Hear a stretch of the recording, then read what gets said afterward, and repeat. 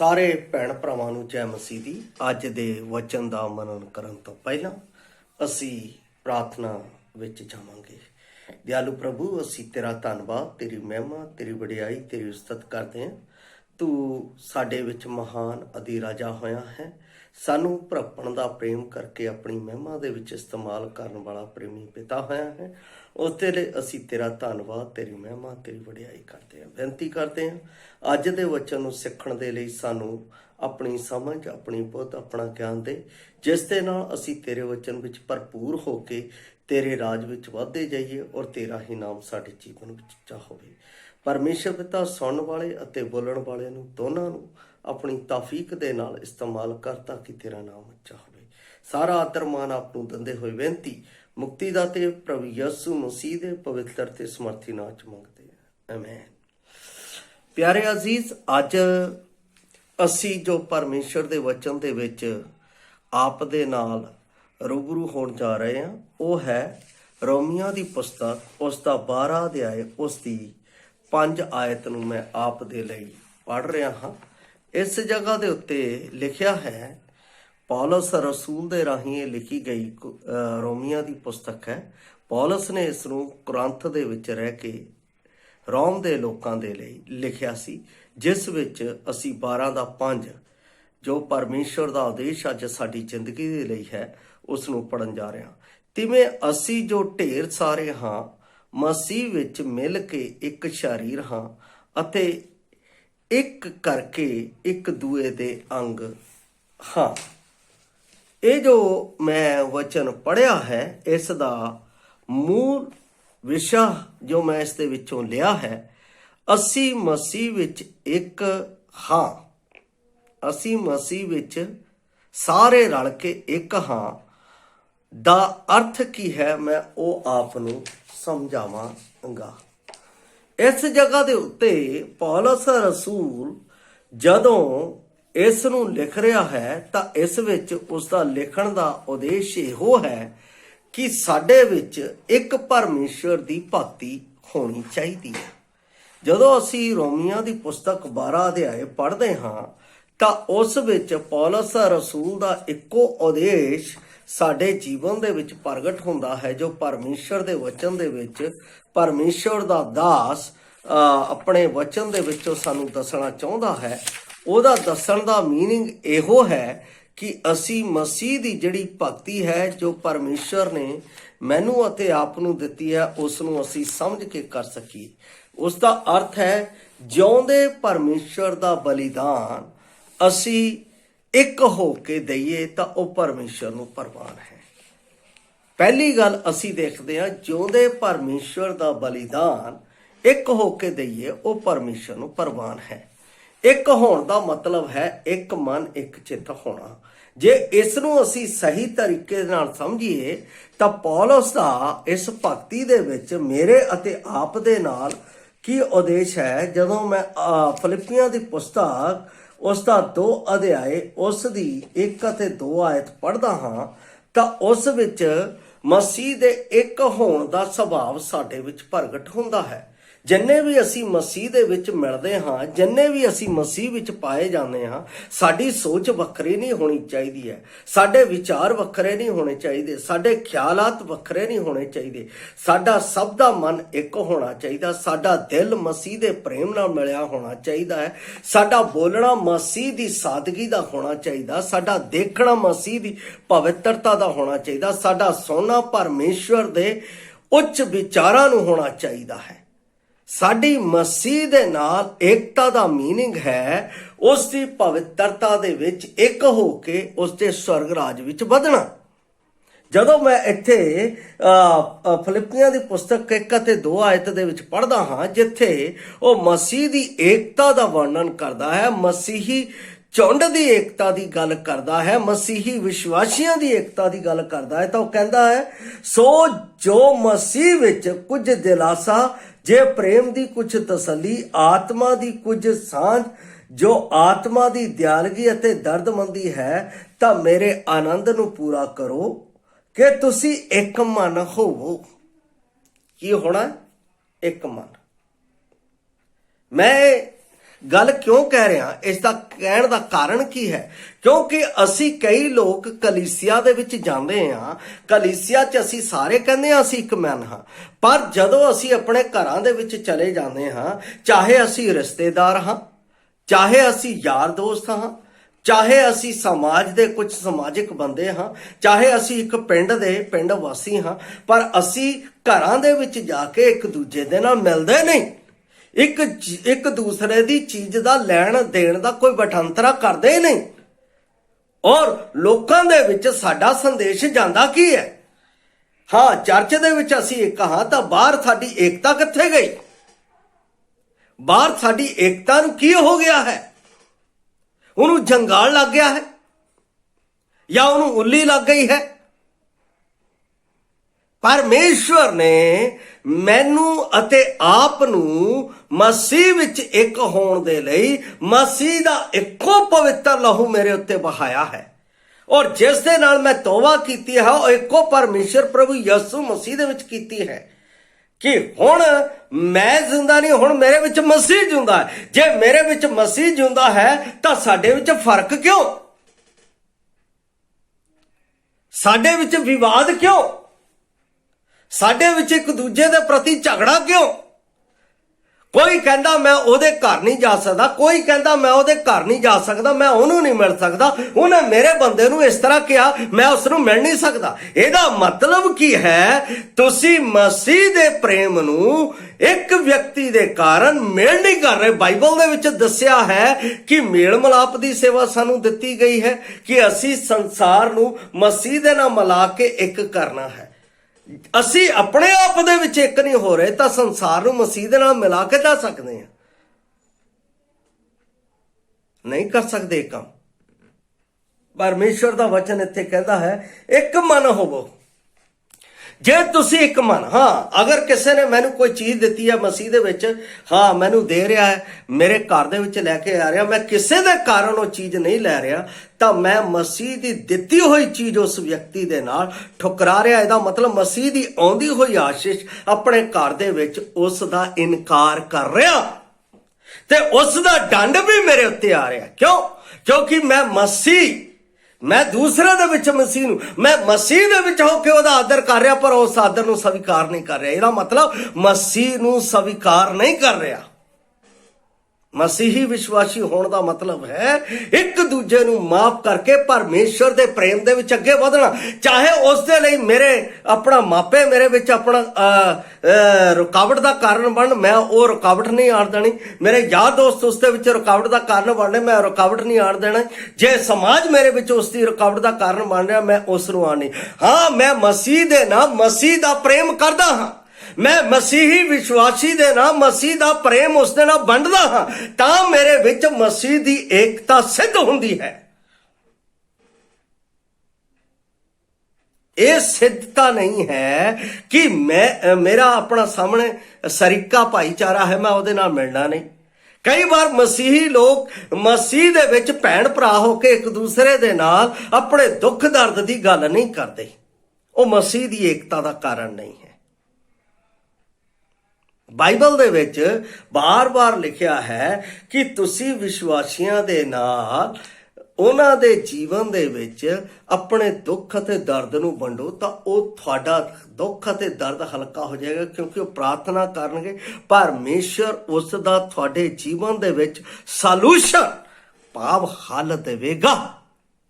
ਇੱਕ ਮਨ ਇੱਕ ਚਿੱਤ ਹੋਣ ਦਾ ਮਤਲਬ ਕੀ ਹੈ? ਇੱਥੇ ਪਹਿਲੀ ਗੱਲ ਅਸੀਂ ਦੇਖਦੇ ਹਾਂ, ਇੱਕੋ ਜਿਹਾ ਮਨ ਹੋਣਾ ਚਾਹੀਦਾ ਹੈ। ਔਰ ਇੱਕੋ ਜਿਹੇ ਮਨ ਹੋਣ ਦਾ ਮਤਲਬ ਕੀ ਹੈ? ਜਦੋਂ ਮੈਂ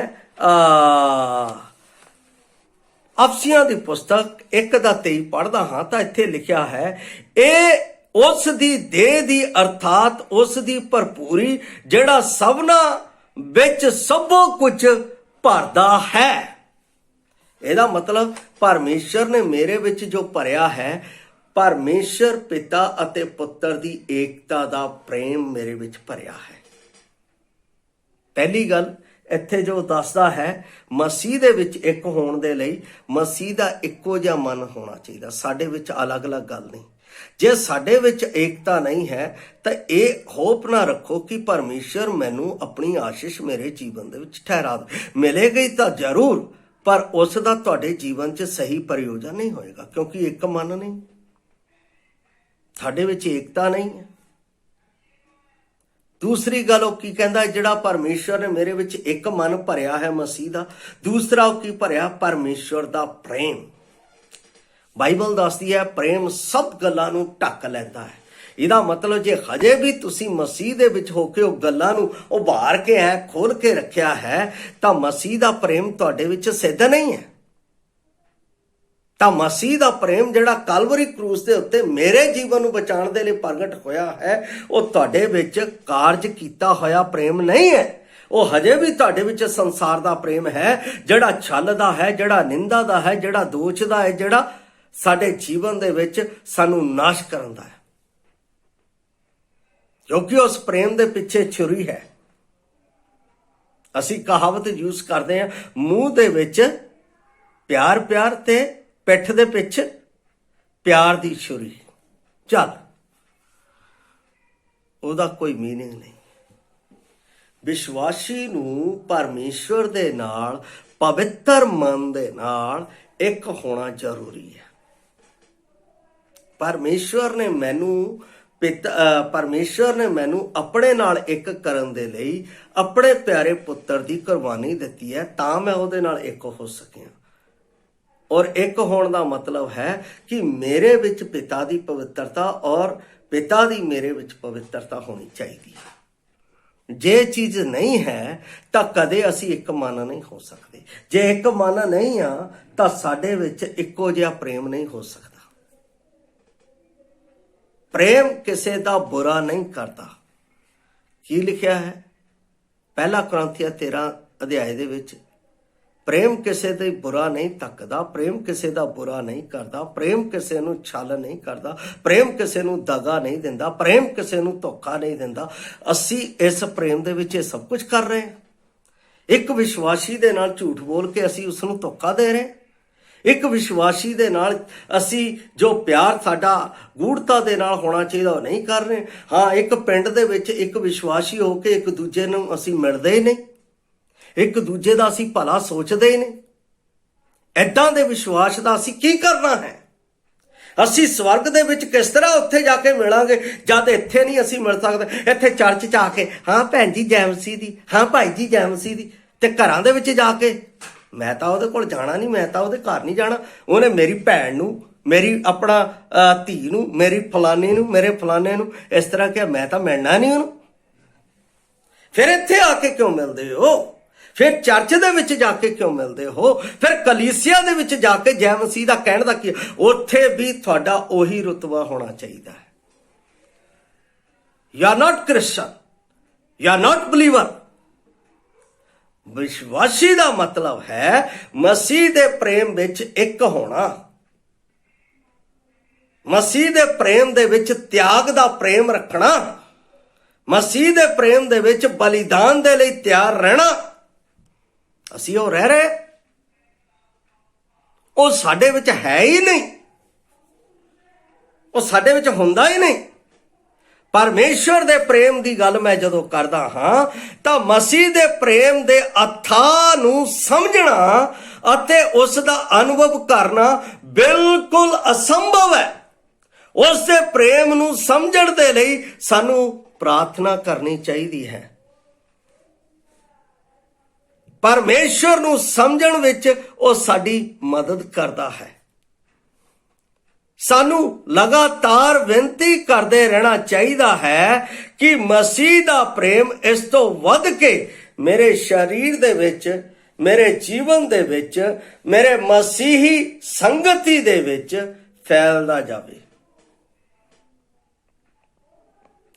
ਜਿਸ ਤਰ੍ਹਾਂ ਅਸੀਂ ਪਰਮੇਸ਼ਵਰ ਦਾ ਇੱਕ ਗਾਉਂਦੇ ਹਾਂ, ਪਰਮੇਸ਼ਵਰ ਨੇ ਮੇਰੇ ਨਾਲ ਕਿਹੋ ਜਿਹਾ ਪ੍ਰੇਮ ਕੀਤਾ, ਉਹ ਪ੍ਰੇਮ ਵਰਣਨ ਤੋਂ ਬਾਹਰ ਹੈ।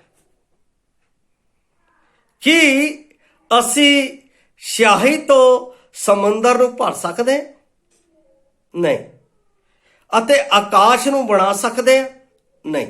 ਸੰਸਾਰ ਦੇ ਹਰ ਇੱਕ ਪੰਖ ਜਾਂ ਸਾਰੇ ਵਪਾਰ ਪਰਮੇਸ਼ਰ ਦੇ ਪ੍ਰੇਮ ਵਿੱਚ ਲਿਖੇ ਅਤੇ ਸਮੁੰਦਰ ਵੀ ਸੁੱਕ ਜਾਵੇ ਤਾਂ ਵੀ ਅਸੀਂ ਉਸ ਲੇਖ ਨੂੰ ਲਿਖ ਨਹੀਂ ਸਕਦੇ। ਪਰਮੇਸ਼ਰ ਦਾ ਪ੍ਰੇਮ ਇੰਨਾ ਅਥਾਹ ਹੈ।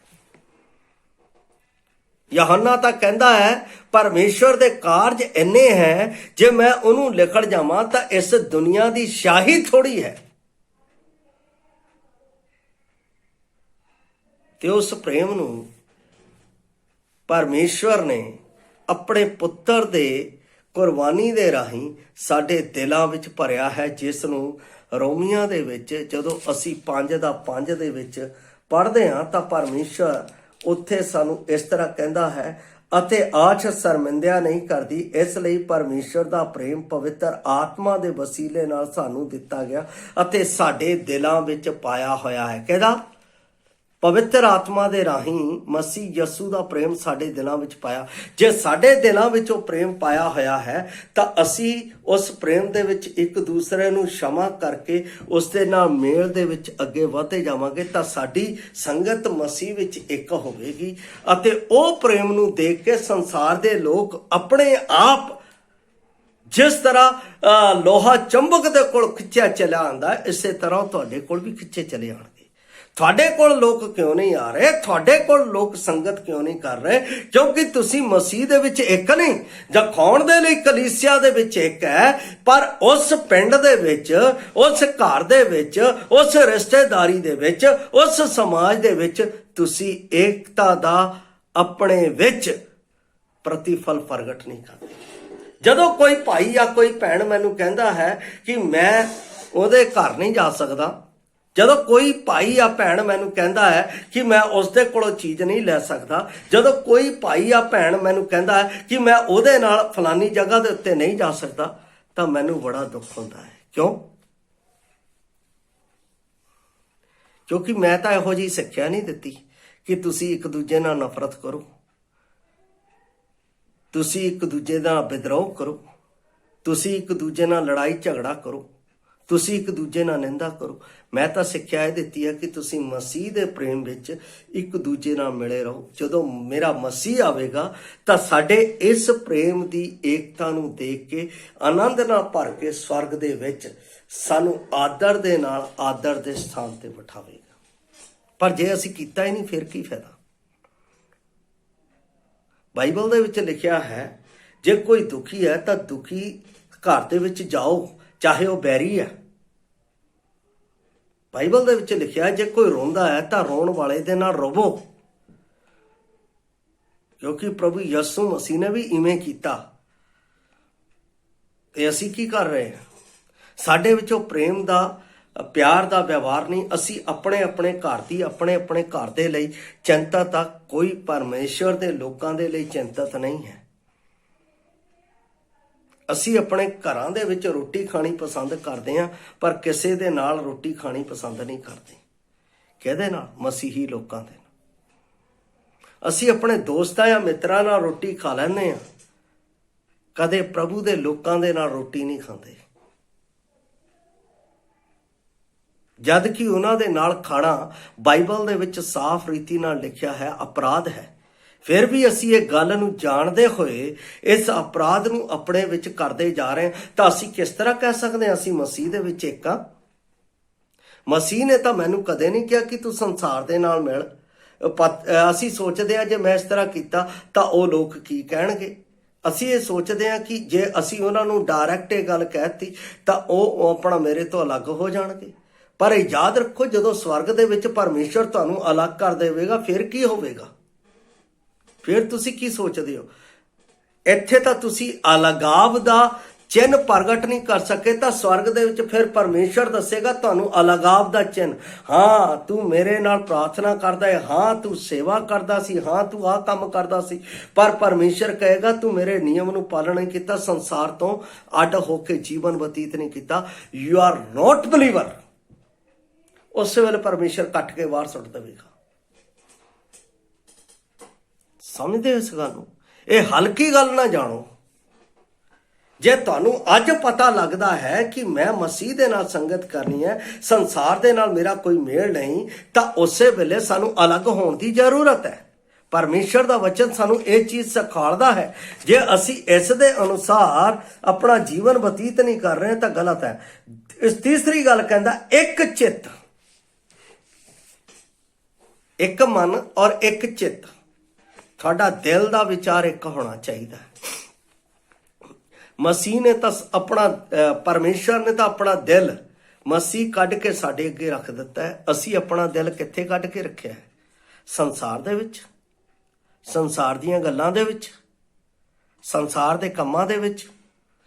असी कोई वचन सानू मिलदा है, वो वचन जे साडे मन दे विच लगदा असी सारिआं नाल शेयर करदे हां, पर कदे उस वचन नूं अपने उत्ते अपलाई करके देखिया है कि यह वचन मेरे लिए भी है, मैं दूसरिਆਂ ਨੂੰ ਦੱਸਣ ਦੀ ਬਜਾਏ ਪਹਿਲਾਂ ਆਪਣੇ ਆਪ ਤੇ ਲਾਗੂ ਕਰਾਂ। ਅੱਜ ਮੈਂ ਕਲੀਸਿया ਦੇ ਵਿੱਚ ਵੀ ਇਹੀ ਚੀਜ਼ ਦੱਸੀ ਹੈ। ਜੇ ਤੁਸੀਂ ਆਪਣੇ ਜੀਵਨ ਦੇ ਵਿੱਚ ਉਸ ਚੀਜ਼ ਨੂੰ ਲਾਗੂ ਨਹੀਂ ਕਰ ਰਹੇ ਆ ਤਾਂ ਤੁਸੀਂ ਪਰਮੇਸ਼ਰ ਦੇ ਵਚਨ ਨੂੰ ਨਾ ਤਾਂ ਦੇ ਸਕਦੇ ਹੋ, ਨਾ ਤੁਸੀਂ ਭੇਜ ਸਕਦੇ ਹੋ, ਨਾ ਤੁਸੀਂ ਉਸ ਦੇ ਯੋਗ ਹੋ। क्योंकि बाइबल का हर एक वाक पहला मेरे लिए है, मैं किसी को दसा वो पहला मेरे उत्ते भी लागू होंदा है। जदों मैं प्रभु दे विच आया, मैं अपनी गल दस रहा, जदों मैं प्रभु दे विच आया तो सब तो पहला जिहड़े साडे बन्नेदार सी, जिन्हां नाल साडी अपना फाइट सी, साडी हमेशा लड़ाई रहिंदी सी, जिन्हां दे घरां नूं असीं अग ला के भी फूक दिता सी, सब तो पहला मैं मसीह दे विच जदों इस गल नूं जाणिया तां मैं सीधा कॉलेज तो आके पहला उन्हां दे घर जाके उन्हां नूं मिलिया, उन्हां नूं मैं हथ जोड़े अते उन्हां दे अगे परमेश्वर दे संदेश देण दे लई गलबात कीती। जदों उन्होंने कोल इस तरह किया, पहला तो उन्होंने सोचा पता नहीं साडे नाल कोई छल कपट करना आया होवेगा या साडे नाल इस तरह। मैं उन्होंने नाल मसीह दे प्रेम नाल मिलिया अते प्रेम किया। हुण भी जदों भी मैं किते मिलदा जां ओह मैनूं मिलदे आ, मेरे घर दे बेशक उन्हां नूं ना बुलाउण, पर मैं उन्हां नूं जाके आदर सत्कार करदा हां, क्योंकि मसीह दे विच संसार मेरा बैरी नहीं, मैं संसार का बैरी नहीं, संसार मेरा बैरी है। क्यों? संसार दे उत्ते परमेश्वर दे प्रेम का पर्दा चुकिया होया नहीं है, वो प्रभु चक सकता है। जदों मैं उसके लिए प्रार्थना करदा, जदों मैं उन्हां नाल गल करदा तां परमेश्वर का आत्मा उन्हां दे विच पर्दा चुकण दे लई उन्हां दी मदद करदा। जो अपने मन दे विच ढीठ है तो अपने पाप दे विच आप मरदे है। इसलिए प्यारो, एक चित्त होण दा मतलब है कि मेरा दिल का जो बोझ है वो उन्हां दे विच भी होना जरूरी चाहिए। ये एक मन एक योग्यता की गल है।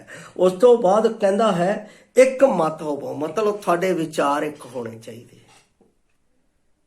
कलीसिया तो बाहर निकलते साडे विचार वख हो जाते हैं, साडियां गल्लां वख हो जांदी, लै इदां नहीं होना चाहिए, उदां नहीं होना, इस तरह नहीं होना चाहिए, इस तरह।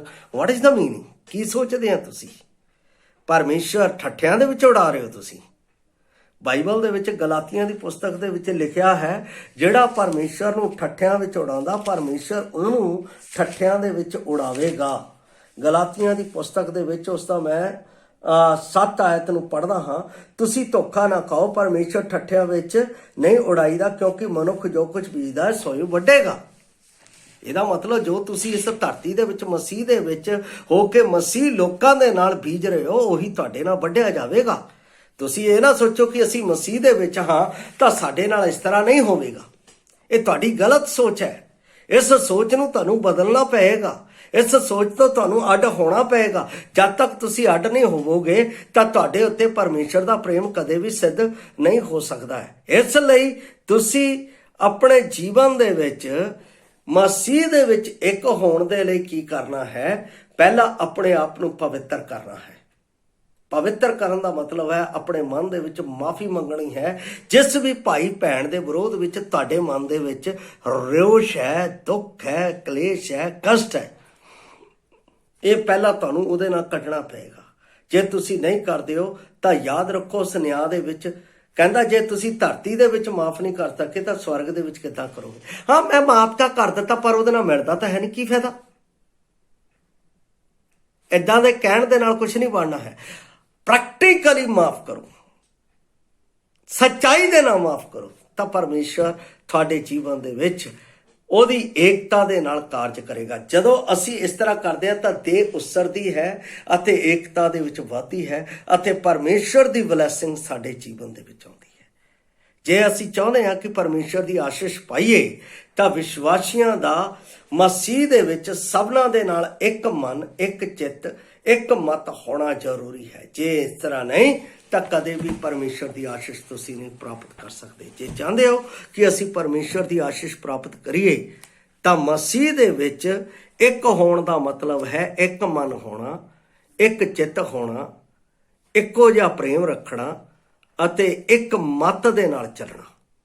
ਔਰ ਇਹਨਾਂ ਸਭਨਾਂ ਦੇ ਉੱਤੋਂ ਪਰਮੇਸ਼ਰ ਦੀ ਪਵਿੱਤਰਤਾ ਦੇ ਵਿੱਚ ਸਿੱਧ ਹੋਣਾ। ਤਦ ਤੁਸੀਂ ਮਸੀਹ ਦੀ ਦੇਹ ਦੇ ਵਿੱਚ ਇੱਕ ਹੋਣ ਦਾ ਸਬੂਤ ਦਿੰਦੇ ਹੋ। ਪ੍ਰਭੂ ਆਪ ਨੂੰ ਇਸ ਤਰ੍ਹਾਂ ਇੱਕ ਹੋਣ ਦੇ ਲਈ ਮਦਦ ਕਰੇ। ਜੈ ਮਸੀਹ ਦੀ।